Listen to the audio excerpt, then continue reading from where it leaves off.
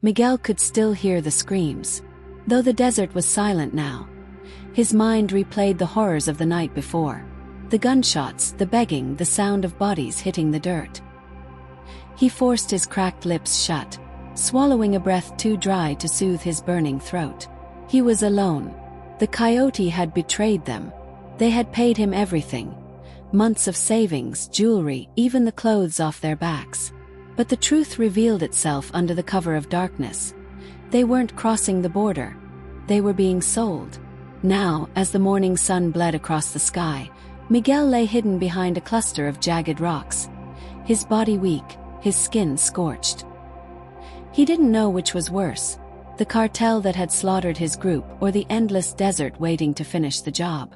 All he knew was that he had to keep moving, because in this lawless wasteland, stopping meant dying. Miguel had left everything behind. His village in Guatemala had been overrun with gang violence, and refusing to join meant one thing: death. When they killed his cousin and left his body outside their home as a warning, Miguel knew he couldn't stay. The border was his only hope. The coyote, a man named Raul, had promised safe passage. 3 days, he had said. Stick with me, and you'll be in America before you know it. Miguel had believed him.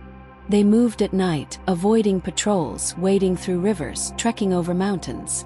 The first 2 nights were grueling, but Miguel had hope. Hope that the worst was behind him. He was wrong.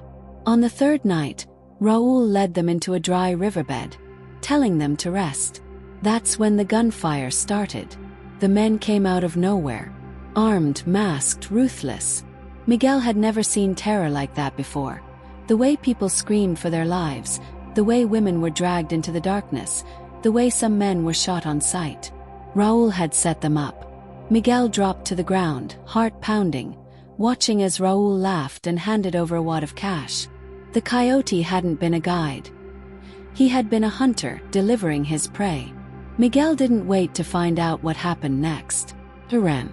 Gunfire exploded behind him, bullets tearing into the night. His lungs burned, his legs screamed for rest, but he didn't stop. He couldn't stop. By the time he looked back, there was nothing left of the group but shadows. The first few hours, adrenaline kept him moving. By dawn, the desert had taken hold. His body ached. His skin cracked under the sun's merciless glare. His last sip of water had been the night before.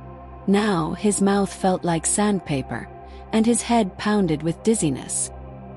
He staggered forward, his feet dragging through the burning sand.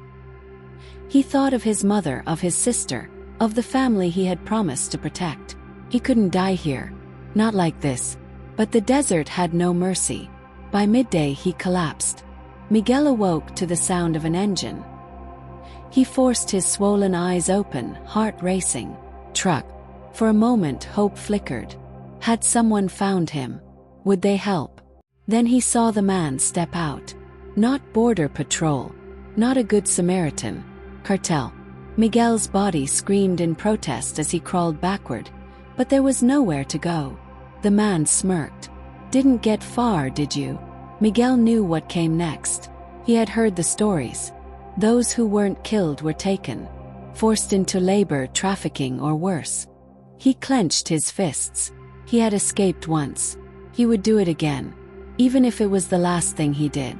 The man stepped closer, hand resting on his belt where a knife gleamed under the scorching sun. Miguel's vision blurred, but his instincts remained sharp. He spotted a rock by his side. He didn't hesitate. With the last of his strength, Miguel lunged, smashing the rock into the man's face. The man howled in pain, stumbling backward, giving Miguel just enough time to run. His legs barely worked. His body was failing him, but he ran. The sound of gunfire cracked behind him.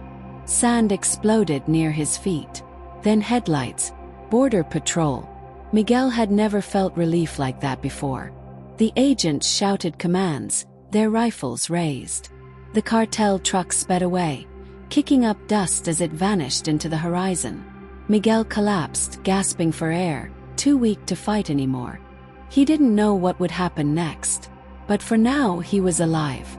And in this world that was a victory. They took him into custody, but Miguel didn't fight. He was alive. He had crossed the line between hope and horror, between life and death. Not everyone got that chance. As he sat in the holding cell, staring at the metal walls, he thought of those who hadn't been so lucky, the ones still out there, the ones who never made it. And he realized something. His journey wasn't over. The border wasn't just a place, it was a battlefield. And survival, that was just the beginning. These are the stories they don't tell you. The untold horrors of the border. This is Dark Passages, the Border Crime Files.